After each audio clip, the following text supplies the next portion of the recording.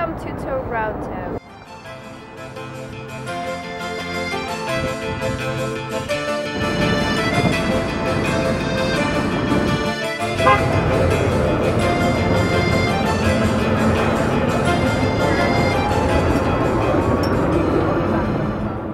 The Toronto area is a pretty significant place. The fourth largest city in North America sure has some qualities. But what about some specific details that could help me decide between renting or owning?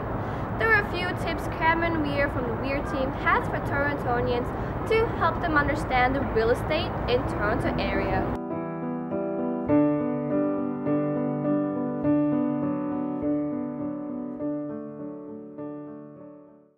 I'm Cameron Weir of the Weir team at Keller Williams Brokerage.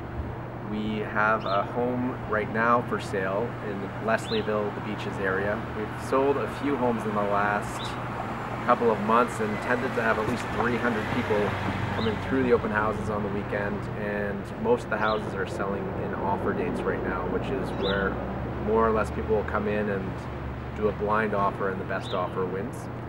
And a lot of the houses have been going over $100,000 of the initial asking price. So freehold land in downtown Toronto is definitely, in my opinion, has still a huge upsell to a lot of folks. I don't want to raise my kids in the downtown area. What about the Leslieville area? Yeah? What about it? Leslieville demographics, you're definitely a lot of babies, a lot of young babies, young families. A lot of people are coming in from the condos who still want to live in downtown Toronto. So a big reason that there is such demand is people leaving their condos, not wanting to make the long commutes and so forth. So semis and detached homes in downtown Toronto, in Leslieville, are always a great option just as far as people coming down. What type of home should I expect and how much money are we talking about?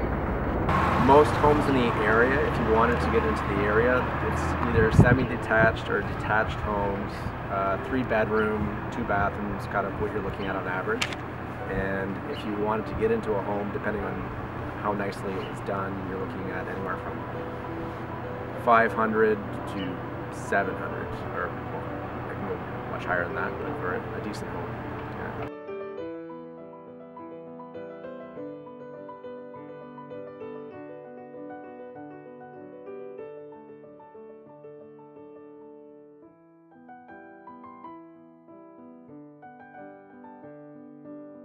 Asking price seems a bit too much. What type of home should I be looking for to diminish my expenses? Generally, most of these homes are bought, not too many rentals. Okay. Some people do look for the separate entrance, like where you'll rent that out for $700-800 and just to help subsidize the mortgage. David R. Campbell recently wrote a book called The Little Book of Real Estate in Canada.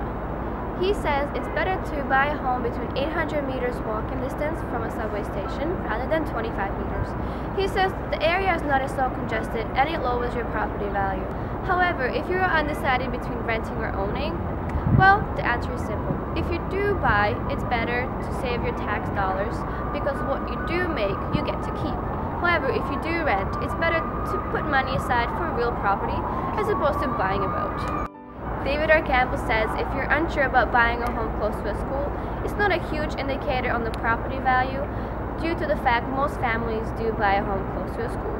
If you're unsure about buying a home close to the transit system, you should wait till the tracks are laid out so no more changes occur afterwards.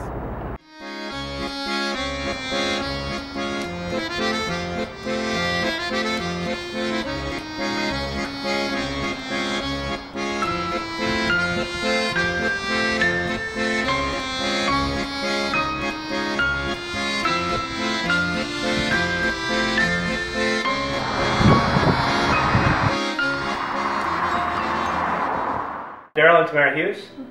Tamara. This is Tamara. We moved back to the beach after living away for 4 years. We lived in the Collingwood area. When we moved back to the beach, we bought a place on Kingston Road, a duplex. We lived in the basement of our own duplex. I rented out the upstairs until we could afford to live above ground. At that point, because living in the basement, we actually made enough money to pay for our mortgage renting out the upstairs. So it allowed us to save more money living on the lower level and renting out the upstairs. Sure. Yeah. When we were looking for a new place, we like rental income. We like our tenants to pay for most of our mortgage, so that we can go and do fun stuff and do our sports and travel around. So we found this place, and I open house every single weekend. So we were living just over on Kingston Road, and I found two places. One on Meadow, that was a real triplex, all like 3 apartments being equal, and where we would be living in is a 1-bedroom. But it was beautiful, it was on the upper floor, everything was done. It was in Scarborough, not Toronto. It's like really close to Toronto, but not where, I mean, part of the criteria was Toronto. So it was just one random weekend that my girlfriend and I were driving and saw this place. We walked in, did a tour, and the back door was open, and the real estate agent said, "Oh, if you want to check out the other apartments." And I said, "Pardon?" Like, there's more than just this? Like, where's the basement? Well, you can't get to the basement. You can, but... And then she said, why don't you go check them out? And then we found out there were 2 other apartments, and I thought, this is it. we've been landlords of a lot of different places. Pickering, Collingwood, Toronto a couple times.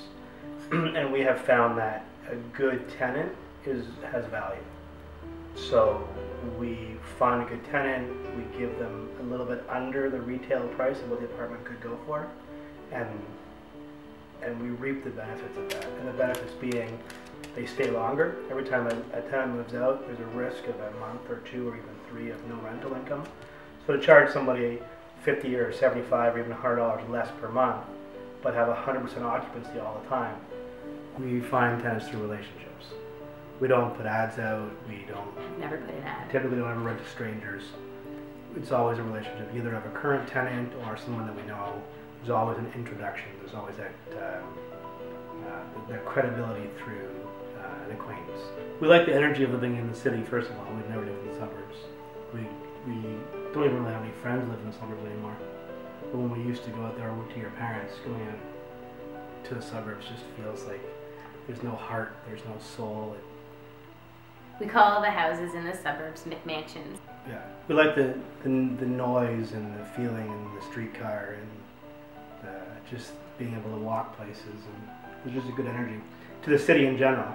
And I've lived sort of everywhere in the city. I've lived downtown, I've lived Eglinton West, I've lived in Bloor West, and this is the area that I like the most. It has enough of the city, but it's far enough away from the downtown, so you sort of feel like in between somehow. And we both love the water and the boardwalk. Yeah. So if I'm gonna get up and go for a run in the morning, there's no better place in the world than the boardwalk.